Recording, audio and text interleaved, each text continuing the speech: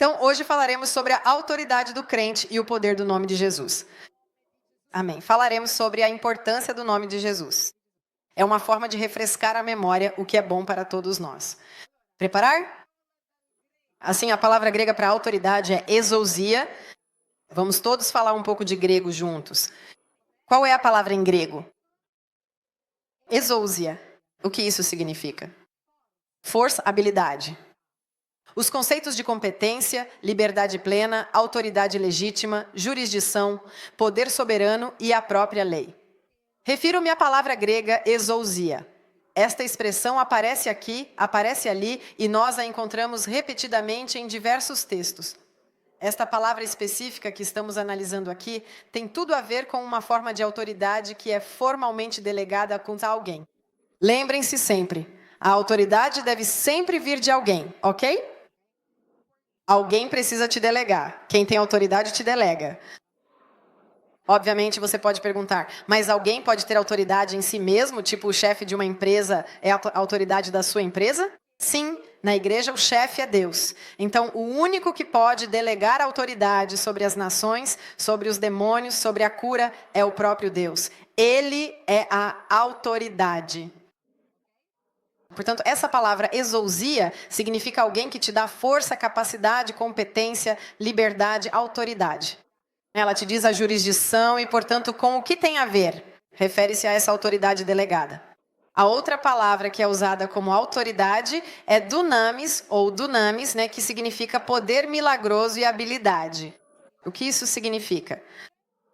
Manifestação de poder milagroso, exato e plena habilidade. Dunamis é o poder dinâmico e sobrenatural para exercer a autoridade delegada por Deus. Portanto, é com o auxílio do dunamis que eu efetivamente uso o meu exousia. Ele me concede poder e força para que eu possa exercer plenamente toda a minha autoridade conferida. Então, quando você diz, eu te dei poder sobre toda a obra do inimigo, essa palavra significa, eu te dei dunamis, ou dunamis, para que você possa fazer o que eu lhe deleguei. Amém? Esta palavra, dunamis também é a raiz da palavra dinamite. Vocês todos sabem o que significa dinamite, certo? E a raiz, então? A dinamite vem de dunamis, do poder. E ali em Efésios 3:20, quando ele diz que Deus nos dará muito mais do que temos. Questionado ou refletido sobre o poder que essa palavra representa, dunamis. O que ele está dizendo? Efésios 3:20? Deus lhe dará mais. Diga as coisas como elas são, mais do que você pensou e imaginou. O que você pensa ou imagina para a sua vida? A Bíblia diz que Deus lhe dará mais, diga como é, mais do que você pensou e imaginou. Sabe qual é o problema do cristianismo? É que nós, por cultura, não pela cultura bíblica, mas pela cultura religiosa, em muitas nações, achamos que para ser crente você tem que ter cara de estátua.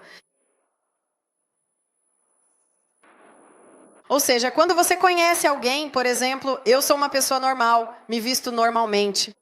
Quando alguém diz que você é um pastor, a pessoa olha como quem diz, mas você não tem cara de pastor.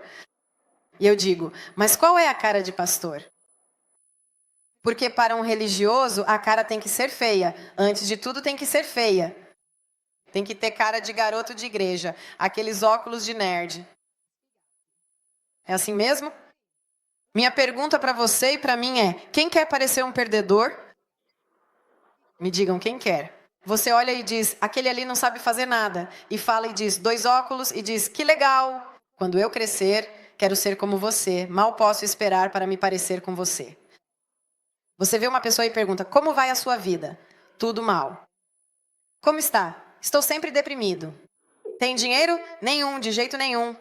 Ah, mal posso esperar para me tornar como você. Estou desejando ser assim. Não está escrito em lugar nenhum, o povo de Deus é um povo feliz.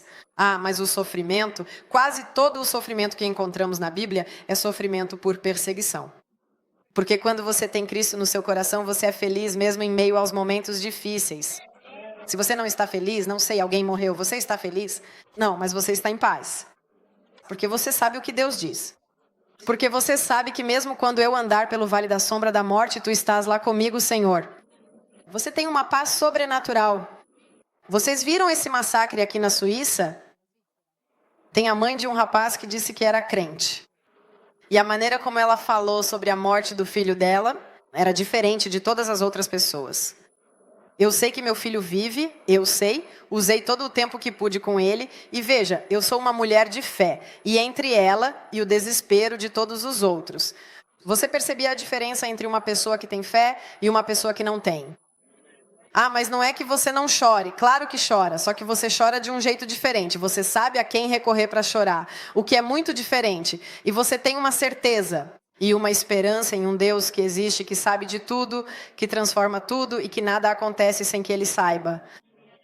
Você tem a certeza de um Deus que consola, de um Deus que transforma, de um Deus que está presente. Não saberemos explicar tudo. Às vezes nem devemos fazer perguntas porque nossa cabeça ficará assim. Na verdade, a Bíblia não diz que devemos entender, a Bíblia diz que devemos crer. Quando eu não entendo, eu creio. Eu creio que Deus é maravilhoso, santo e justo, que me ama, que deu o seu único filho para morrer em meu lugar. E se Ele deu o seu único filho, como não nos dará, juntamente com Ele, todas as outras coisas? O que faz a diferença entre uma pessoa que diz que crê e uma pessoa que realmente crê é a fé.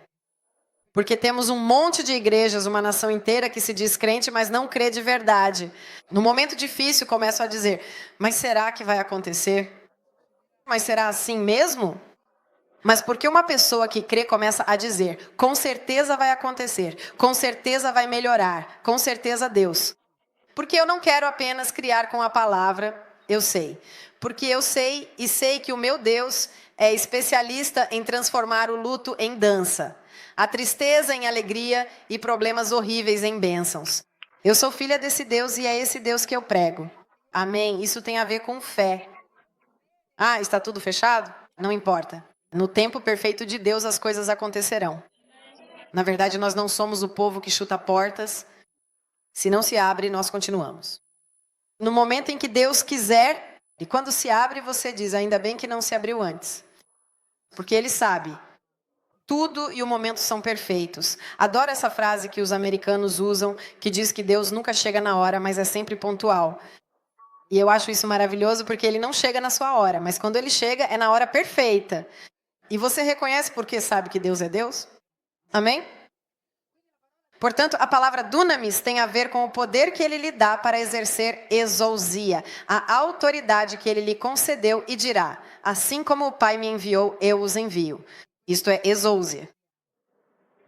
E então, quando você diz, você pode usar sua autoridade, isso é dunamis. O que isso significa? Eu te darei muito mais do que você pediu ou pensou por um dunamis. Há uma dinamite operando dentro de você. Diz, pelo poder que opera. Opera significa prático. Há uma dinamite que trabalha dentro de você e através dessa dinamite, desse poder que vem do alto, eu te darei mais do que você pede e pensa. Não está dizendo que virá do alto, está dizendo que virá de mim dentro de você. A realização dos seus sonhos virá do meu poder dentro de você. Do poder que coloquei dentro de você. Quando conhecemos Jesus e somos delegados à sua autoridade, temos o poder, o dinamis, a dinamite. Vocês sabem que a dinamite faz estragos dentro de nós. Há pessoas lá fora que se enchem de dinamite para fazer o mal às pessoas. Nós, quando conhecemos Jesus, temos a dinamite dentro de nós para fazer o bem às pessoas. Amém. É um poder que vem do alto. Então Deus concede essa autoridade aos homens. Veja, agora vamos à Bíblia. O que a Bíblia diz? Salmo 115, 16. Os céus são os céus do Senhor, mas a terra Ele a deu aos homens. Então, a terra era dele. Quem criou o céu e a terra? Deus. Deus criou o céu e a terra. E Ele dá aos homens, diz, os céus são meus, eu cuido daqui de cima, mas a terra eu dou a vocês. Então, de quem é a terra? O homem. Veja em Gênesis 1, 26. E Deus disse, façamos o homem, a nossa imagem, conforme a nossa semelhança, e que ele tenha domínio, poder, e que tenha domínio sobre os peixes do mar, sobre as aves do céu, sobre o gado e sobre toda a terra, e sobre todos os répteis que rastejam sobre a terra. Então, Deus está dizendo, o céu é meu, a terra eu te dou, e você pode dominar sobre os peixes, aves, gado na terra, sobre os répteis, sobre todo o resto. E continua, Deus os abençoou e disse a eles, sejam fecundos e multipliquem-se, encham a terra. Alguns estão obedecendo a isso com 56 filhos. Outros ainda não. Encham a terra, sujeitem-na, dominem sobre os peixes do mar, as aves do céu e sobre todo animal que se move sobre a terra. Deus deu autoridade, tanto é verdade que depois, quem deu nome aos animais? Adão. E o nome na Bíblia está relacionado à personalidade e identidade. E o nome também carrega consigo uma missão.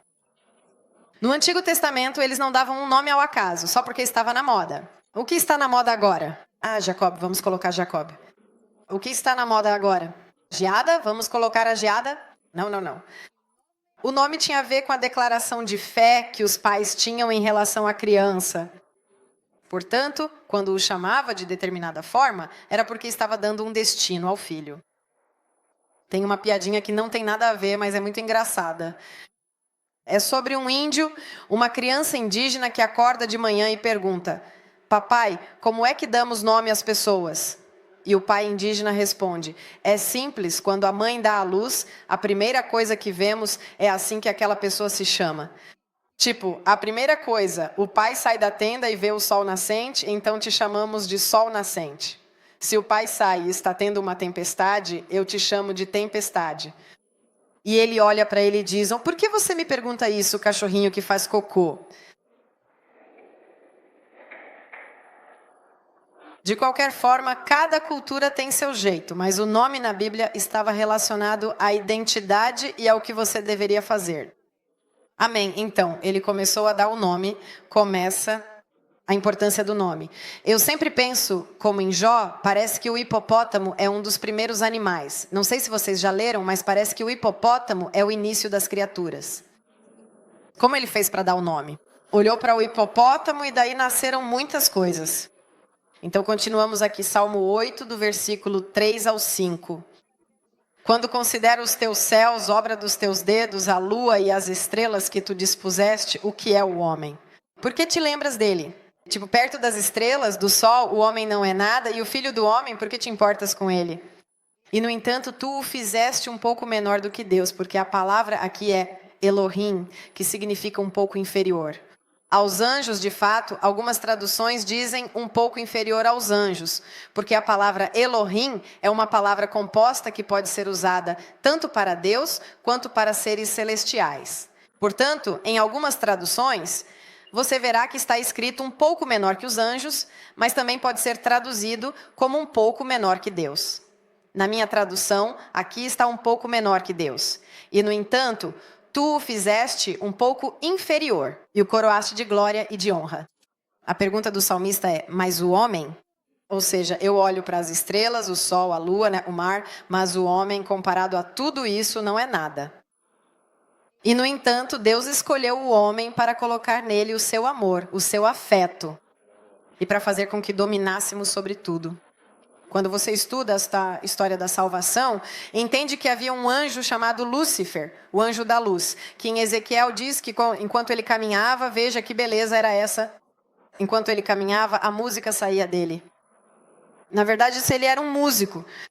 Vocês podem imaginar, enquanto caminhava, surgiam as obras, a música clássica, toda a música mais bela. Então, ele era um ser maravilhoso, que em certo momento quis ser como Deus. Fez de tudo. A Bíblia diz que ele fez uma rebelião no céu só para ser como Deus, porque era tão belo que começou a se sentir Deus. Mas Deus não escolheu anjos para depositar seu amor ou conferir autoridade. Ele escolheu o homem. E eu acho que quando o diabo finalmente entendeu o plano de salvação, isso o deixou muito zangado. Porque, afinal, o que somos nós? Perto dele? Nada, mas Deus não olha para a beleza ou a aparência. Ele nos escolheu e nos fez a sua imagem e semelhança. Você já sentiu a presença de Deus por aí? Não. Onde nos encontramos em espírito, a semelhança e imagem de Deus. Temos a capacidade de amar, criar, construir e também destruir. Essa habilidade nos foi dada, não aos anjos. Amém? E por isso continuo dizendo: os céus pertencem ao Senhor, mas Ele nos dá a terra, e por isso nos dá autoridade. O que significa isso em grego? Exousia. E assim, temos essa autoridade. Então, o próprio diabo. Ele sabia que essa autoridade que o homem possuía, o homem colocava nas mãos de Deus. Como? Assim que o homem dá nome aos animais, ele detém toda a autoridade. Como ele entrega essa autoridade nas mãos do diabo? Como ele vem disfarçado, o diabo nunca aparecerá com chifres ou algo do tipo dizendo, olá, sou eu, porque ninguém o seguiria. Ela sempre se apresenta de forma atraente. Você tem um enorme problema no seu casamento, ela vai aparecer como uma mulher lindíssima que te diz, você é incrível. Em casa te dizem, você é um monstro, não vale nada. Aparece alguém que diz, você é maravilhoso mesmo com essa barriga. E a mesma coisa acontece com uma mulher, não é? É claro, não é que você tenha um problema em casa e alguém chegue dizendo o mesmo, e você diga, fique longe de mim. É exatamente o contrário, ela se apresenta de forma gentil. É pelos frutos que reconhecemos a árvore. Lembre-se, tudo aquilo que te aproxima de Deus, das pessoas que te amam e da sua família, vem de Deus. Tudo aquilo que te afasta de Deus, das pessoas que você ama, da sua família, não pode vir de Deus. Ah, mas diz palavras bonitas. Claro, não vai dizer coisas feias. Quem é que segue alguém que diz coisas feias? Amém. Pelo fruto você reconhecerá na árvore. Nós sempre aconselhamos nossos jovens também sobre isso. Ah, não, mas esse namorado, desde que você começou a namorar, não vem mais à igreja, não vem mais. A reunião não quer saber de mais nada, não pode ser de Deus. Aquilo que vem de Deus te aproxima de Deus, aquilo que não vem de Deus te afasta de Deus. Quem é de Deus te leva para mais perto da igreja, mais perto dos teus líderes, mais perto das pessoas que te amam, mais perto da tua família. Ou seja, quando chega um rapaz ou uma moça na família que vem de Deus, nós não dizemos perdi um filho ou perdi uma filha, nós dizemos ganhei um filho. Quantas mães dizem isso? Ganhei um filho? Ganhei uma filha que nunca tive. Veja bem, quando você ganha de Deus, você não perde. Você sempre vence porque Deus é perfeito. Amém? Dito isso, o diabo, em determinado momento, vai até lá para tentar o homem. E lhe diz, olha, se você comer deste fruto, que não era uma maçã, não era uma banana, ninguém sabe que fruto era, mesmo que tenham vendido como maçã, isso não existe. Era apenas um fruto. Deus escolheu um porque precisava dar aquilo que se chama livre. Arbítrio, porque Deus queria dar o livre-arbítrio. Então alguém pergunta, mas Deus criou o mal? Não, Deus criou o conceito. De mal eu posso te dizer, olha, se você se jogar aqui assim, você quebra a perna. Isso é um conceito de mal, mas não quer dizer que eu fiz com que você quebrasse a perna, certo? Portanto, Deus cria o conceito de mal para criar o conceito de mal. Ele precisa te dar a possibilidade de escolher. Então ele diz, este é o fruto do bem e do mal. Assim é chamado. Ou seja, você pode escolher não comê-lo e viverá para sempre, mas pode escolher me desobedecer e comê-lo e morrerá. E obviamente ali está o homem e a mulher. A Bíblia diz que a mulher foi enganada e também explica o porquê. Você percebeu? Porque a fruta era bonita de se ver e gostosa de comer. Que lindo! Enganado pelos seus olhos e pelos seus desejos, o homem sabia, pois era ele a autoridade delegada por Deus, colocada no jardim para guardá-lo, porque o Senhor lhe disse para guardá-lo. Você é o zelador, e isso não importa. Mas minha esposa me disse para comer, então eu não ligo, né? Ah, mas eu matei porque minha esposa me mandou matar. É uma desculpa que existe há 1000 anos, muito mais do que 1000 anos, 5000 anos. Não importa. Amém? Naquele momento ele teve que se defender, teve que dizer não. Será que Deus me disse para guardar? Mesmo que seja bonito, bom, tudo o que você quiser. Como foi que o diabo os convenceu? Se você comer, será como Deus. Você não vai precisar de Deus na sua vida. O que é que acontece? O que é o humanismo? Se não um pensamento que te diz que você não precisa de Deus. Quer se sentir bem? Vá para a academia. Quer se sentir melhor? Vá ao psicólogo. Quer se sentir bem? Vá ao psiquiatra. Quer se sentir bem? Fique rico. É tudo para que você não precise de Deus. E o diabo continua colocando esses pensamentos na nossa cabeça, dizendo, se você comer do conhecimento, não vai precisar de Deus. Isso é para os ignorantes. E ali eles quiseram sua independência de Deus e comeram um fruto. E a Bíblia diz que Deus os expulsou daquilo que é chamado de paraíso. Ele os expulsou. Saiam daqui. Por quê? Porque havia outra árvore no jardim do Éden. Como se chamava? Então, no jardim havia duas árvores. Como eram chamadas? 2 árvores. Uma se chamava a árvore do conhecimento do bem e do mal. E a outra, como se chamava? A árvore da vida. Por que Deus os expulsou do jardim quando não tinham comido da árvore do conhecimento do bem e do mal?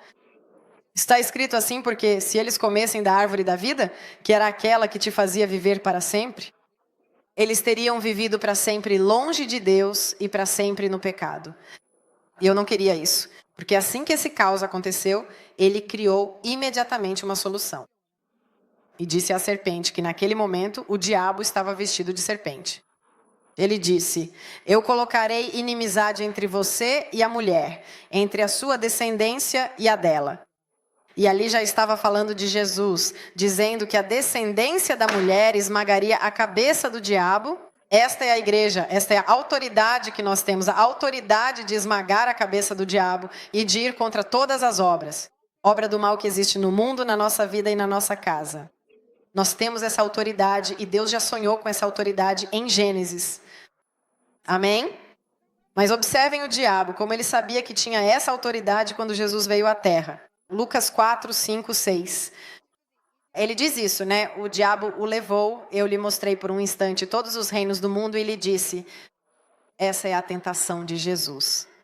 Então ele pega Jesus, o coloca em um lugar alto e diz assim, eu te darei todo esse poder, todo esse dunamis e a glória desses reinos, porque isso me foi dado. E eu dou a quem? Afinal, quem foi que entregou todos os reinos terrenos? E a autoridade suprema, ao próprio diabo. Quem é que tinha isso? Então Deus dá a Adão e Adão, ouvindo o diabo, passa isso adiante. A sua autoridade, lembre-se, a autoridade é sempre dada e delegada por alguém.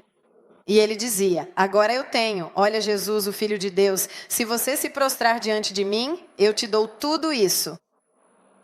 E eu tive 2 filhos perfeitos, Adão e Jesus, certo?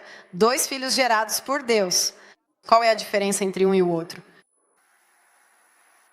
Um tinha umbigo porque foi gerado Jesus, e o outro não tinha porque foi criado. É estranho, não é? Mas Adão não tinha umbigo, revelação da manhã. Então Deus teve 2 filhos perfeitos e deu a possibilidade de escolha para os 2. Amém? Então um pode escolher e escolhe seguir o diabo. Agora é outro momento na terra e o diabo sabe que agora outro filho pensa assim. Ah, com o primeiro filho deu certo? Prometi 2 coisas para ele e ele acreditou e tentou com Jesus também. Mas a Bíblia diz, assim foi tentado em tudo como nós, mas não pecou. Sabem como é? Foi tentado em tudo como eu, mas não pecou. Jesus escolheu, prefiro morrer, mas não me curvo. E quando Jesus morreu, a Bíblia diz que ele tomou todo o pecado do mundo sobre si. Quando ele finalmente morre, acontece uma coisa muito importante. Ele apaga completamente o pecado do homem.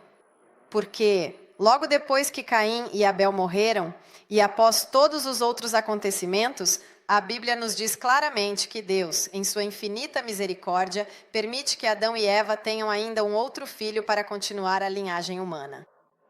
Diz que praticamente ele os gera à sua imagem. Sem tem a sua imagem? Sete foi criado à sua exata imagem e semelhança. Então, a partir da linhagem de Sete, todos os seres humanos nascem marcados pelo pecado original. No momento em que Jesus Cristo morre voluntariamente na cruz, ele apaga completamente tudo o que veio antes. Diga-me detalhadamente como esse ciclo antigo é apagado e de que maneira um novo ciclo se inicia agora. Ou seja, todos os que vieram de Adão já nasceram no pecado, já estavam quebrados. Mas quando uma pessoa nasce em Jesus, essa pessoa é ajustada em seu espírito, assim como Jesus. Amém? Então, o que Jesus faz? Ele recebe a autoridade do diabo. A Bíblia diz que ele faz um espetáculo público de principados e potestades. E ele diz, agora esta autoridade retorna a mim, e eu a dou a quem eu quiser e a quem ele a deu? para você e para mim. Amém? Olha só o que ele diz, 2 Coríntios 5, 21. Aquele que não conheceu, pecado, ele o fez pecado por nós, para que nós nos tornássemos justiça de Deus nele. Diga comigo, justiça de Deus nele? 1 Coríntios 15, 54. A morte foi tragada pela vitória. Ó morte, onde está a tua vitória? Onde está o teu aguilhão? Amém? Então aqui neste momento Jesus retoma a autoridade e a entrega para nós. E olha onde ele nos colocou. Efésios 1, 20 a 22. Esta poderosa eficácia da sua força. Ele a demonstrou em Cristo quando o ressuscitou dos mortos e o fez sentar à sua direita. Nos céus, acima de todo principado, autoridade, domínio e de todo nome que se possa nomear, não só neste mundo, mas também no vindouro. Todas as coisas ele colocou sob o domínio de seus pés, e o estabeleceu e o designou como a cabeça suprema de toda a igreja. Portanto, Jesus, ao morrer, apaga o pecado do primeiro homem e inicia a geração dos santos. E quem o recebe começa a ter uma vida, você é perdoado. O pecado no seu espírito é apagado, e aqui dentro começa a viver o Espírito de Deus. Mas veja que interessante, ele o colocou à direita do Pai. Na Bíblia, a direita é um lugar de autoridade. Digam para mim, a direita? É um lugar de autoridade. Amém. E a Bíblia dirá onde estamos sentados hoje, espiritualmente. Diz que também nós espiritualmente estamos com Cristo à direita do Pai. Temos autoridade sobre a terra. Amém. Então depois Jesus, tendo essa autoridade, decide delegar também, quem quiser. Em João 20, 21, 22, diz assim: Então Jesus lhes disse, paz seja convosco. Assim como o Pai me enviou, também eu vos envio. Lembram da autoridade delegada? Tendo dito isso, soprou sobre eles e disse, recebam o Espírito Santo. Quando isso aconteceu, o Evangelho absolve. Quando Jesus sopra sobre eles, Jesus já estava morto ou não estava? Ele já estava morto ou não estava? Ele já havia se levantado. Porque Jesus não podia soprar sobre eles enquanto estava vivo. E eles não podiam receber o Espírito Santo. Antes. Porque o pecado reinava na terra. Quando Jesus morrer, ele não poderá mais delegar autoridade. Porque a autoridade está nas mãos daqueles a quem o diabo não a concedeu. Eu a darei a vocês, eles me transmitiram a autoridade desde o princípio até agora. Jesus retoma a autoridade em suas mãos e diz, agora eu posso entregá-la. Foi lá que eles nasceram de novo. Recebem o Espírito Santo, então eles nascem de novo. Em João 20, 21, 22, foi ali que nasceram. Alguém pergunta, mas quando foi que nasceram de novo? Quando foi que aconteceu aquela experiência em que Deus tirou o pecado?